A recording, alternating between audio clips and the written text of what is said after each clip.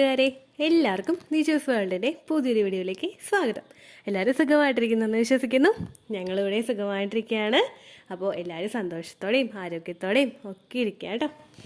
ഇന്നത്തെ വീഡിയോയിൽ ഞാൻ സംസാരിക്കുന്നത് നമ്മൾ പ്രഗ്നൻ്റ് ആകുമ്പോഴേക്കും ഇംപ്ലാന്റേഷൻ കഴിഞ്ഞിട്ട് വളരെ എളുപ്പത്തിൽ തന്നെ നമ്മൾക്ക് ഉണ്ടാകുന്ന പ്രഗ്നൻസി വജൈനൽ ഡിസ്ചാർജിനെ പറ്റിയിട്ടാണ്. ഓൾറെഡി ഒരുപാട് വീഡിയോസ് നമ്മുടെ വജൈനൽ ഡിസ്ചാർജിനെ പറ്റിയിട്ട് ചെയ്തിട്ടുണ്ട്. പക്ഷെ ഒരുപാട് പേർക്ക് ഇപ്പോഴും ഒരു ക്ലാരിഫിക്കേഷൻ കൃത്യമായിട്ട് ഈ വിഷയത്തിൽ കിട്ടിയിട്ടില്ല. അപ്പോൾ ഞാൻ കുറച്ച് ഇമേജസ് ഒക്കെ ഇന്റർനെറ്റിൽ നിന്ന് എടുത്തിട്ടുണ്ട്. അതെല്ലാം കൂടി കമ്പൈൻ ചെയ്തിട്ട് ഞാൻ ഇവിടെ വീഡിയോ അപ്ലോഡ് ചെയ്യാം. അപ്പോൾ നിങ്ങൾക്ക് കുറേയും കൂടി യൂസ്ഫുൾ ആയിട്ട് പ്രഗ്നൻസിയുടെ വജൈനൽ ഡിസ്ചാർജ് എങ്ങനെ ഉണ്ടാകും എന്ന് മനസ്സിലാവും കേട്ടോ. അപ്പോൾ നമുക്ക് അതിനെപ്പറ്റി ഡീറ്റെയിൽഡ് ആയിട്ട് നോക്കാം. എന്തുകൊണ്ടാണ് ഇത് ഉണ്ടാവുന്നത്, എങ്ങനെയായിരിക്കും ഇത് നമുക്ക് ഐഡന്റിഫൈ ചെയ്യാൻ സാധിക്കുന്നത്, എന്തായിരിക്കും ഇതിന്റെ ടെക്സ്ചർ, ഇങ്ങനെയുള്ള ഓരോ കാര്യങ്ങൾ സ്റ്റെപ്പ് ബൈ സ്റ്റെപ്പ് ആയിട്ട് നമുക്ക് നോക്കാം കേട്ടോ. അപ്പോൾ നമുക്ക് വീഡിയോ സ്റ്റാർട്ട് ചെയ്യാം. തുടക്കത്തിൽ തന്നെ പറയാം, പ്രഗ്നൻസിയുടെ വജൈനൽ ഡിസ്ചാർജ് പ്രഗ്നൻസിയുടെ തുടക്കത്തിൽ തന്നെ എല്ലാവർക്കും ഉണ്ടായിക്കൊള്ളണമെന്ന് യാതൊരു തരത്തിലുള്ള നിർബന്ധമില്ല. എന്റെ ഫസ്റ്റ് പ്രഗ്നൻസിയിൽ എനിക്ക് ഡിസ്ചാർജ് ഉണ്ടായിട്ടുണ്ടായില്ല. പക്ഷെ എന്റെ സെക്കൻഡ് പ്രഗ്നൻസിയിൽ എനിക്ക് എളുപ്പത്തിൽ ഈ ഒരു വജൈനൽ ഡിസ്ചാർജ് ഐഡന്റിഫൈ ചെയ്യാനായിട്ട് സാധിച്ചിട്ടുണ്ടായിരുന്നു. അങ്ങനെ പലതരത്തിലുള്ള പ്രഗ്നൻസി ലക്ഷണങ്ങളായിരിക്കും പലർക്കും ഉണ്ടാവുന്നത്. ഫസ്റ്റ് പ്രഗ്നൻസി പോലെ ആയിരിക്കില്ല സെക്കൻഡ് പ്രഗ്നൻസി ഉണ്ടാവുന്നത് കേട്ടോ. അപ്പൊ ഇങ്ങനെയുള്ള ലക്ഷണം നിങ്ങൾക്ക് കണ്ടിട്ടില്ലെങ്കിലും നിങ്ങൾ വിഷമിക്കേണ്ട യാതൊരു തരത്തിലുള്ള ആവശ്യവുമില്ല. പീരീഡ്സ് ഡേറ്റ് മിസ്സാകുന്നുണ്ടോ എന്ന് മാത്രം നിങ്ങൾ ശ്രദ്ധിച്ചാൽ മതി. ഇൻ കേസ് നിങ്ങൾക്ക് പീരിയഡ്സ് ഡേറ്റ് തന്നെ ബ്ലീഡിംഗ് ഉണ്ടാവുന്നുണ്ടെങ്കിലും ആ ബ്ലീഡിങ്ങിന്റെ അളവ് എങ്ങനെയാണെന്നും കൂടി നിങ്ങൾ ശ്രദ്ധിക്കണം. കാരണം ഒരുപാട് പേര് പറയുന്നുണ്ട് ചെറിയ സ്പോട്ടിംഗ് ഉണ്ടായി, അല്ലെങ്കിൽ 1 day ബ്ലീഡിംഗ് ഉണ്ടായി, പക്ഷെ ടെസ്റ്റ് ചെയ്ത് നോക്കിയപ്പോഴേക്കും പ്രഗ്നൻസി ആയി എന്ന് പറയുന്ന ഒരുപാട് പേരുണ്ട്. അപ്പൊ നമുക്ക് പീരിയഡ്സിനെ പോലും ഫുള്ളായിട്ട് ട്രസ്റ്റ് ചെയ്യാനായിട്ട് ഇന്നത്തെ ഒരു ലൈഫ് സ്റ്റൈൽ നമുക്ക് സാധിക്കുന്നില്ല. അപ്പൊ അതുകൊണ്ട് നിങ്ങൾ മസ്റ്റ് ആയിട്ട് ശ്രദ്ധിക്കുക. വീഡിയോ ഈ ഒരു ലക്ഷണം കാണുന്നുണ്ടോ എന്ന് ശ്രദ്ധിക്കുക. ഇല്ലെങ്കിൽ പീരിയഡ്സ് എങ്ങനെയാണ് വരുന്നതെന്ന് നിങ്ങൾ നോക്കുക കേട്ടോ.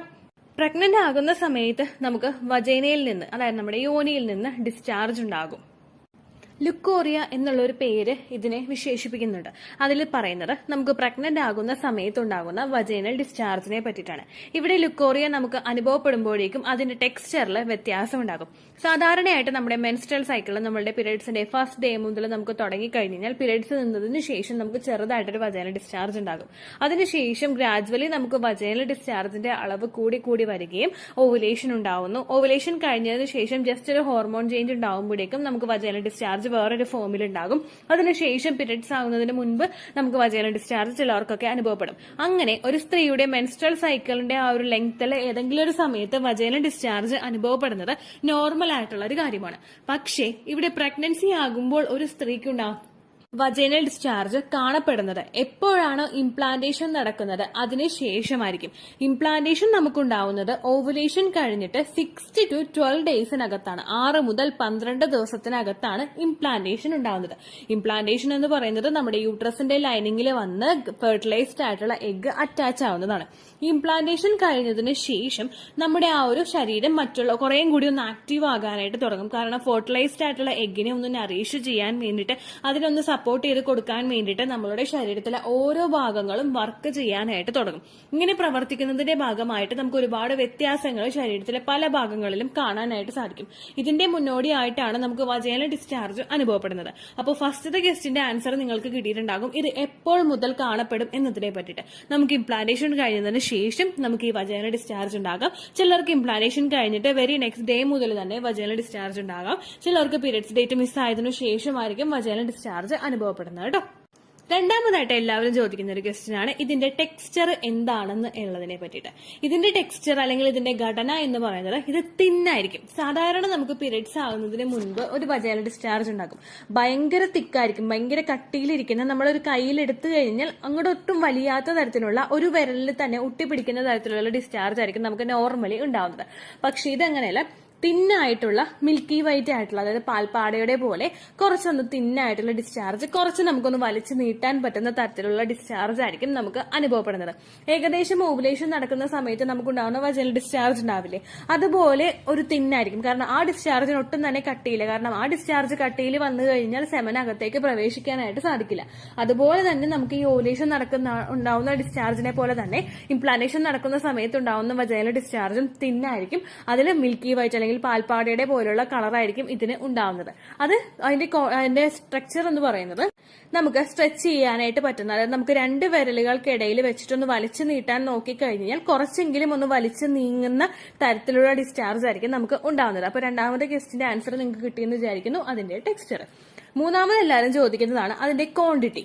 നമ്മൾ സാധാരണയായിട്ട് നമ്മുടെ മെൻസ്ട്രൽ സൈക്കിളിന്റെ ആ ഒരു ടൈമിൽ നമുക്ക് വജൈനൽ ഡിസ്ചാർജ് ഉണ്ടായി കഴിഞ്ഞാൽ ഒരിക്കലും അത് കൂടുതലായിരിക്കില്ല. അതായത് നമുക്ക് ഇറിറ്റേഷൻ ഉണ്ടാവുന്ന തരത്തിൽ അല്ലെങ്കിൽ നമുക്ക് ഡിസ്ചാർജ് പോകുന്നുണ്ട് എന്ന തരത്തിൽ ഫീൽ ചെയ്യുന്നത് പോലെയുള്ളതായിരിക്കില്ല നോർമൽ ആയിട്ട് ഒരു സ്ത്രീക്ക് മെൻസ്ട്രൽ സൈക്കിളിൽ ഉണ്ടാവുന്ന വജൈനൽ ഡിസ്ചാർജ് എന്ന് പറയുന്നത്. പക്ഷേ ഇവിടെ നമ്മൾ പ്രഗ്നന്റ് ആകുമ്പോൾ ഉണ്ടാകുന്ന വജൈനൽ ഡിസ്ചാർജ് നമുക്ക് ആ ഒരു നനവ് അല്ലെങ്കിൽ ഒരു വെറ്റ്നസ് നമുക്ക് ഫീൽ ചെയ്യാനായിട്ട് തുടങ്ങും.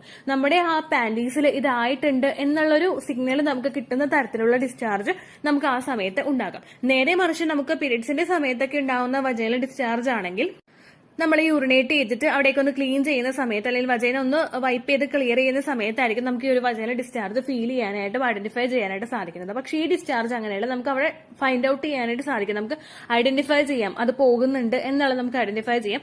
അതുപോലെ തന്നെ നോർമലി നമുക്ക് ഇതിന് മുൻപ് ഉണ്ടായിട്ടുള്ള വജൈനൽ ഡിസ്ചാർജിനെ അപേക്ഷിച്ച് അതിന്റെ ക്വാണ്ടിറ്റി വളരെയധികം കൂടുതലായിരിക്കും. അതിന്റെ എന്താ പറയാ പോകുന്നതിന്റെ അളവ് വളരെയധികം കൂടുതലായിരിക്കും. ആ ഒരു ലക്ഷണം വെച്ചുകൊണ്ട് മാത്രം നമുക്ക് ഇത് പ്രഗ്നൻസി ഡിസ്ചാർജ് ആണോ എന്ന് മനസ്സിലാക്കാനായിട്ട് സാധിക്കും കേട്ടോ. നോർമലി പോകുന്നതിനേക്കാളും ഒരുപാട് കൂടുതൽ പോകുന്നുണ്ടെങ്കിൽ അത് പ്രഗ്നന്റ് ആകുമ്പോൾ ഉണ്ടാവുന്നതാണ്. അടുത്തെല്ലാവരും ചോദിക്കുന്ന ക്വസ്റ്റ്യൻ ആണ് ഇതിന്റെ സ്മെല്ല്. ഇതിന് സ്മെല്ല് ഉണ്ടാവില്ല. നമ്മൾ ഭയങ്കരമായിട്ട് മൂക്കിനെ അടുത്ത് കൊണ്ടുപോയിട്ട് ഭയങ്കര ഡീപ്പായിട്ട് സ്മെല്ല് ചെയ്ത് കഴിഞ്ഞാൽ ചിലപ്പോൾ അതിന് ലൈറ്റ് സ്മെല്ല് ഉണ്ടാകും. പക്ഷെ മറ്റതിനെ അപേക്ഷിച്ച് അല്ലെങ്കിൽ നമുക്ക് ഇൻഫെക്ഷൻ ആവുന്ന സമയത്തോ അല്ലെങ്കിൽ ഫൗൾ സ്മെല്ലോട് കൂടിയിട്ടുള്ളതോ അങ്ങനെയുള്ള ഒരു വജൈനൽ ഡിസ്ചാർജ് ആയിരിക്കില്ല പ്രഗ്നന്റ് ആകുന്ന സമയത്ത് ഒരു സ്ത്രീക്ക് അനുഭവപ്പെടുന്ന വജൈനൽ ഡിസ്ചാർജ് എന്ന് പറയുന്നത്. അപ്പൊ ഇതിന് സ്മെല്ല് ഒട്ടും തന്നെ ഉണ്ടാവില്ല. ഉണ്ടെങ്കിൽ തന്നെ ഭയങ്കര ലൈറ്റ് ആയിട്ടുള്ള ഒരു സ്മെല്ല് മാത്രമേ പ്രഗ്നന്റ് ആകുന്ന സമയത്ത് ഒരു സ്ത്രീക്ക് ഉണ്ടാവുന്ന വജൈനൽ ഡിസ്ചാർജിൽ ഉണ്ടാവുകയുള്ളൂ. ചിലർക്ക് ഇത്തരത്തിലുള്ള വജൈനൽ ഡിസ്ചാർജ് പോകുമ്പോഴേക്കും ചെറിയ ചൊറിച്ചിൽ അനുഭവപ്പെടും. ചൊറിച്ചിലുണ്ടാവാനായിട്ടുള്ള കാരണം നമുക്കവിടെ വെറ്റ്നസ് ഫീൽ ചെയ്യുമ്പോൾ അല്ലെങ്കിൽ ഒരു നനവ് ഫീൽ ചെയ്യുമ്പോഴേക്കും അതിന്റെ ഭാഗമായിട്ടായിരിക്കും നമുക്ക് ചൊറിച്ചിൽ അനുഭവപ്പെടുന്നത്. അതൊരിക്കലും അസഹനീയമായിട്ടുള്ളതോ അല്ലെങ്കിൽ നമുക്ക് ബേണിംഗ് സെൻസേഷൻ അല്ലെങ്കിൽ പുകച്ചിൽ ഉണ്ടാക്കി തരുന്നതോ ഒക്കെ പോലുള്ള ഇറിറ്റേഷൻ ആയിട്ടുള്ള ഡിസ്ചാർജ് ആയിരിക്കില്ല പ്രഗ്നന്റ് ആകുന്ന സമയത്ത് നമുക്ക് നോർമലി ഫീൽ ചെയ്യുന്ന ഡിസ്ചാർജ് എന്ന് പറയുന്നത് കേട്ടോ. അപ്പൊ അങ്ങനെയും നമുക്ക് ഇതിനെ ഐഡന്റിഫൈ ചെയ്യാനായിട്ട് സാധിക്കും. ഇനി ഇങ്ങനെ ഉണ്ടാവാനായിട്ടുള്ള പ്രധാനപ്പെട്ട റീസൺ എന്താണെന്ന് നമുക്ക് നോക്കാം. നമ്മൾ പ്രഗ്നന്റ് ആകുന്ന സമയത്ത് ആ പ്രഗ്നൻസി നോക്കുമ്പോഴേക്കും നമ്മൾ ഈസ്ട്രജൻ ഹോർമോൺ ശരീരത്തിൽ കൂടുമ്പോഴേക്കും അതിന്റെ ഭാഗമായിട്ട് ഓവുലേഷൻ ഡിസ്ചാർജ് ഉണ്ടാക്കും. പ്രൊജസ്ട്രോൺ ഹോർമോണിന്റെ മെഡിസിൻ നമ്മൾ എടുക്കുമ്പോഴേക്കും അതിന്റെ ഭാഗമായിട്ട് വജൈനൽ ഡിസ്ചാർജ് ഉണ്ടാകും. പ്രഗ്നന്റ് ആകുന്ന ഒരു സ്ത്രീയെ സംബന്ധിച്ചിടത്തോളം അവളുടെ ശരീരത്തിൽ ഈസ്ട്രജൻ ഹോർമോണും പ്രൊജസ്ട്രോൺ ഹോർമോണും ഒരേപോലെ തന്നെ ഇൻക്രീസ് ആകും. കാരണം പ്രഗ്നൻസി സർവൈവ് ചെയ്ത് മുൻപോട്ടേക്ക് പോകണമെങ്കിൽ ഈസ്ട്രജനും പ്രൊജസ്ട്രോണും ഈക്വലി ഇമ്പോർട്ടന്റ് ആണ്. അങ്ങനെ ഈ രണ്ട് ഹോർമോൺസും ഇൻക്രീസ് ആവുന്നതിന്റെ ഭാഗമായിട്ട് ഈ രണ്ട് ഹോർമോൺസും വജൈനൽ ഡിസ്ചാർജ് ഉണ്ടാക്കുന്നതിന്റെ ഭാഗമായിട്ടും നമുക്ക് പ്രഗ്നൻസിയുടെ സ്റ്റാർട്ടിംഗ് സ്റ്റേജിൽ തന്നെ ഇത്തരത്തിലുള്ള ബുദ്ധിമുട്ട് ഫീൽ ചെയ്യാം. രണ്ടാമത്തെ റീസൺ എന്ന് പറയുന്നത് നമ്മുടെ സെർവിക്സിലോട്ടുള്ള ബ്ലഡ് സർക്കുലേഷൻ കൂടുന്നത്. സെർവിക്സ് കൂടുതൽ ആക്റ്റീവ് ആയിട്ടിരിക്കുന്നതും സെർവിക്സിലോട്ടുള്ള ബ്ലഡ് സർക്കുലേഷൻ കൂടുന്നതും കൂടുതൽ ബാക്ടീരിയാസ് നമ്മളുടെ ശരീരത്തിനകത്തേക്ക് കടക്കുന്നത് പ്രിവെന്റ് ചെയ്യാനൊക്കെ വേണ്ടിയിട്ട് സഹായിക്കുന്നു. അത് മാത്രമല്ല ഒരു സ്ത്രീ പ്രഗ്നന്റ് ആകുമ്പോഴേക്കും അവളുടെ തലമുടി മുതൽ കാലിന്റെ ആ നഖം വരെയുള്ള ഭാഗത്ത് ചേഞ്ചസ് ഉണ്ടാകും എന്നാണ് പറയുന്നത്. അപ്പൊ അതിന്റെ ഭാഗമായിട്ടും ശരീരത്തിലെ ബ്ലഡ് സർക്കുലേഷൻ കൂടുന്നതിന്റെ ഭാഗമായിട്ടും നമുക്ക് സെർവിക്കൽ മ്യൂക്കസ് പോലുള്ള വജൈനൽ ഡിസ്ചാർജ് അനുഭവപ്പെടാട്ടോ. ഇതൊക്കെയാണ് മെയിൻ ആയിട്ട് ഇതുണ്ടാവാനായിട്ടുള്ള റീസൺസ്. അപ്പൊ ഓൾമോസ്റ്റ് നമ്മളുടെ ആ പ്രഗ്നൻസിയുടെ സമയത്തുണ്ടാകുന്ന വജൈനൽ ഡിസ്ചാർജിന്റെ എല്ലാ ടേമും നമ്മൾ ക്ലിയർ ചെയ്തിട്ടുണ്ട്. അതിന്റെ റീസൺ എന്താണെന്ന് നമ്മൾ നോക്കി, ക്വാണ്ടിറ്റി എങ്ങനെയാണെന്നും അതിന്റെ ടെക്സ്ചർ എന്താണെന്നും അങ്ങനെയുള്ള ഒരുപാട് കാര്യങ്ങൾ നമ്മൾ നോക്കി. സപ്പോർട്ടീവ് ആയിട്ടുള്ള ഇമേജസ് ഞാൻ കൊടുത്തേക്കാം. നമ്മൾ നെറ്റിൽ നിന്ന് അധികം ഇമേജസ് യൂസ് ചെയ്ത് കഴിഞ്ഞാൽ കോപ്പിറൈറ്റ് സ്ട്രൈക്ക് വരാനായിട്ട് സാധ്യതയുണ്ട്. എങ്കിലും കുറച്ച് ഇമേജസ് എനിക്ക് കിട്ടുന്നതനുസരിച്ച് ഞാൻ ഇവിടെ അറ്റാച്ച് ചെയ്ത് കൊടുക്കാം. നിങ്ങൾക്ക് ശരിക്കും ലൈവ് ആയിട്ടുള്ള ഒരു വീഡിയോ കാണണമെങ്കിൽ pregnancy discharge teachers world live demo എന്ന് ടൈപ്പ് ചെയ്ത് കഴിഞ്ഞാൽ നിങ്ങൾക്ക് ആ വീഡിയോ ലഭിക്കുന്നതായിരിക്കും. എനിക്ക് പ്രഗ്നൻസിയിൽ ഉണ്ടാവുന്ന വജൈനൽ ഡിസ്ചാർജ് ഒക്കെ ജോയിൻ ചെയ്തിട്ട് ഞാനൊരു വീഡിയോ ക്രിയേറ്റ് ചെയ്ത് വെച്ചിട്ടുണ്ട്. അപ്പോൾ നിങ്ങൾക്ക് ഒരുപാട് യൂസ്ഫുൾ ആയിരിക്കും ആ ഒരു വീഡിയോ. അത് നിങ്ങൾ കണ്ടു നോക്കാം കേട്ടോ.